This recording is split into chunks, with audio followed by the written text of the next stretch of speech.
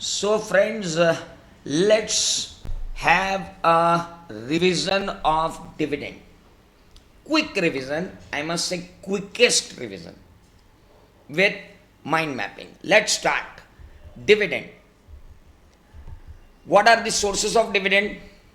We can give dividend out of current year's profit, we can give dividend out of past year's profit, and past year's profits are two. I'll describe later on. Out of both and money provided by central government or state government. The first thing which comes to our mind that while computing the profit, one should not include unrealized gain or notional gain or revaluation gain or changes in fair value gain in computing the profit for declaring the dividend. You can give dividend out of current year's profit. The only care has to be taken that you should provide depreciation as per schedule 2, and it is given under section 123(2). Any previous year carry forward losses debit balance in P&L shall be first set off. आपको पहले उसको set off करना है, उसके बाद ही आप current year के profit में से dividend दे सकते हो. एंड आपको ट्रांसफर करना है रिजर्व्स में तो करो, नहीं करना है मत करो. ये वॉल्यूंटरी ट्रांसफर है रिजर्व्स का.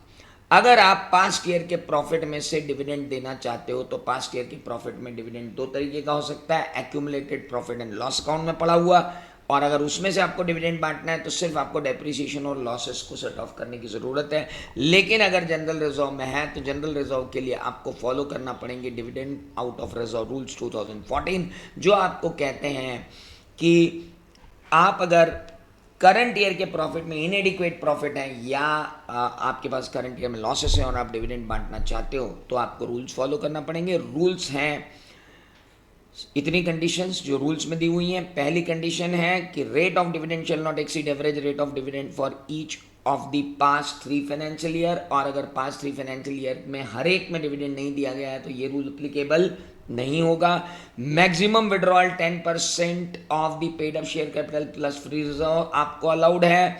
अमाउंट विड्रॉल जो है वो पहले किसके अगेंस्ट में सेट ऑफ होगा? करंट ईयर के लॉसेस के अगेंस्ट में या एक्यूमुलेटेड लॉसेस के अगेंस्ट में. और remaining amount in reserve must be at least 15% of paid up share capital. ये सारी कंडीशंस आपको फॉलो करनी पड़ेंगी. सेंट्रल गवर्नमेंट स्टेट गवर्नमेंट से अगर आपको कोई पैसा मिला है तो उसके अंदर आपको डेप्रिसिएशन और लॉसेस को एडजस्ट करने की ज़रूरत नहीं है. Formalities relating to dividend payment अगर मैं उठा के देखूं तो सबसे पहले 5 दिन के अंदर अंदर आपको एक शेड्यूल बैंक अकाउंट के अंदर अमाउंट को डिपॉजिट कर देना चाहिए. वहां से 30 दिन के अंदर अंदर पेमेंट हो जाना चाहिए. और 30 दिन के अंदर पेमेंट नहीं हुआ तो नेक्स्ट 7 डेज के अंदर आपको एक और अकाउंट खोलना पड़ेगा जिसका नाम होगा unpaid and unclaimed dividend account for the financial year. वहां से आपको लेना पड़ेगा. और जब वहां आप अमाउंट डाल दोगे तो उससे 90 दिन के अंदर अंदर आपको अपनी वेबसाइट पर अपडेट करना है उन सब लोगों की लिस्ट जिन लोगों के नाम की अनपेड एंड अनक्लेम्ड डिविडेंड है. या आपकी वेबसाइट नहीं है तो सेंट्रल गवर्नमेंट जो आपको बताती है उस वेबसाइट के ऊपर आपको वो अपलोड करना पड़ेगा. 12% का इंटरेस्ट लग जाएगा अगर आपने इस तरीके से अमाउंट डिपॉजिट नहीं किया तो. इसके बाद बात आती है कि ये अमाउंट 7 साल तक कहाँ पड़ा रहेगा उस पर्टिकुलर अकाउंट में, और वहाँ से 7 साल के बाद आपको इसको invest education and protection fund में डालना पड़ेगा. अमाउंट के साथ साथ आपको शेयर्स भी वहाँ डालने पड़ेंगे investors education and protection fund के अंदर.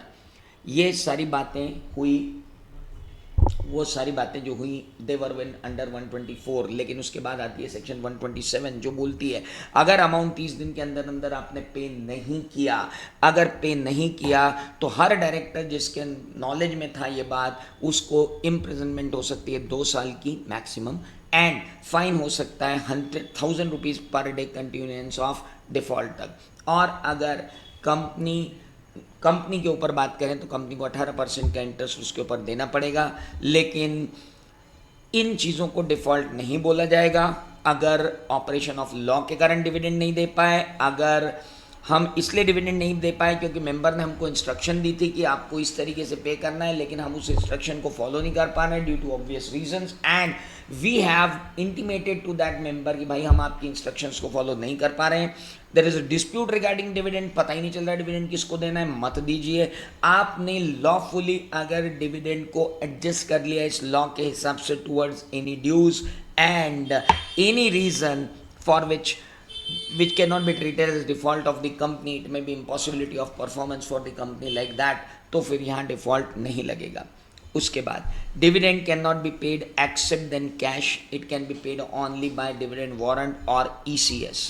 Then comes and this whole topic about section 124 was there. If 124 complied with नहीं हुई, जिसको कहते हैं हम 7 दिन डिस्ट्रीब्यूशन ये वो अगर कंप्लाई नहीं हुई तो पेनल्टी लगेगी 5 से 25 लाख और ऑफिसर इन डिफॉल्ट को पेनल्टी लगेगी 1 से 5 लाख की. 1 मिनट. 30 दिन के अंदर पेमेंट नहीं करने वाली पेनल्टीज अलग है और सेक्शन 124 की 5 दिन के अंदर अकाउंट खोलना, 30 दिन के अंदर रखना, इन्वेस्टर एजुकेशन प्रोटेक्शन फंड में डालना, वो नहीं किया तो ये पेनल्टी है. और 30 दिन के अंदर जानबूझ के पेमेंट नहीं किया किसको, मेंबर को, अगर ये प्रूव हो गया तो सेक्शन 127 की पेनल्टी है. दोनों के बीच में आपको ध्यान रखना है कि कौन सी पेनल्टी कब लग रही है. ऑडिट ऑफ डिविडेंड के साथ मिसलेनियस प्रोविजन ये है कि टेबल एफ के रेगुलेशन फॉलो करना पड़ेंगे. डिविडेंड सिर्फ एजीएम में दिया जा सकता है, वो भी तब जब बोर्ड ऑफ डायरेक्टर रिकमेंड करे, वो भी उस रेट पे जो बोर्ड ऑफ डायरेक्टर ने दिया, उससे ज़्यादा रेट आप दे नहीं सकते. 100% शेयर होल्डर भी अगर आके बोलते हैं कि डिविडेंड चाहिए तो डिविडेंड नहीं दिया जा सकता जब तक बोर्ड रिकमेंड ना करे. Dividend can be declared only in annual general meeting, कहीं और डिविडेंड डिक्लेयर नहीं हो जाता सकता. एक बार एजीएम के अंदर डिविडेंड डिक्लेयर नहीं हुआ और एजीएम ओवर हो गई तो उस फाइनेंशियल ईयर का डिविडेंड किसी और एनुअल जनरल मीटिंग में आप डिक्लेयर नहीं कर सकते. Dividend once declare become debt for the company, hence it could not be revoked. Revoke कर सकते हैं, उसकी 2 कंडीशन है कि भाई डिविडेंड गलत तरीके से दे दिया गया था इसलिए रिवोक करना पड़ा, या देयर इज सम प्रॉब्लम. और जनरल मीटिंग का कहना है कि रिवोक करना डिविडेंड ही सही है, but board of director can not revoke any dividend. Interim dividend की अगर मैं बात करूं तो इंटरिम डिविडेंड वो डिविडेंड है जो 2 एनुअल जनरल मीटिंग के बीच में दिया जा सकता है. Interim dividend can be declared by board of directors only, no AGM approval is required, out of the surplus fund from the current year, out of the profits of the financial year जिसमें आप dividend दे रहे हो वहाँ से. देखो sir, interim dividend दे सकते हो आप कहाँ से, करंट ईयर के अंदर आपके पास कोई सरप्लस फंड है तो उसमें से, या करंट ईयर का सरप्लस अभी निकला ही नहीं, अभी तो करंट ईयर का प्रॉफिट ही पता चला है तो उसमें से दे दो, कौन मना कर रहा है आपको. या आप जिस पर्टिकुलर आप डिविडेंड इंटरिम डिविडेंड दे सकते हो फाइनेंशियल ईयर के बीच में भी, और फाइनेंशियल ईयर खत्म होने से, एनुअल जनरल मीटिंग होने से के बीच के पीरियड में भी आप क्या दे सकते हो, इंटरिम डिविडेंड. तो इसलिए उन्होंने बोला out of the profits accumulated up to the preceding quarter, जहाँ से है वहाँ से. अगर मुझे किसी क्वार्टर में लॉस हो जाए तो मैं क्या करूँ, किसी पर्टिकुलर ईयर में लॉस हो जाए तो क्या मैं इंटरिम डिविडेंड दे सकता हूँ? हाँ सर, मैं इंटरिम डिविडेंड दे सकता हूँ, लेकिन मुझे ये एस्टेब्लिश करना पड़ेगा कि मैं जो रेट ऑफ डिविडेंड दे रहा हूँ वो लास्ट 3 ईयर्स के एवरेज डिविडेंड रेट से ज़्यादा नहीं है. मैं एक्यूमुलेटेड प्रॉफिट में से भी इंटरिम डिविडेंड दे सकता हूँ. There is no point in that, वहाँ से भी मेरा डिविडेंड जा सकता है. And that is all about the revision of dividend जो हमने ख़त्म किया बहुत ही शॉर्ट पीरियड ऑफ टाइम में. So thank you.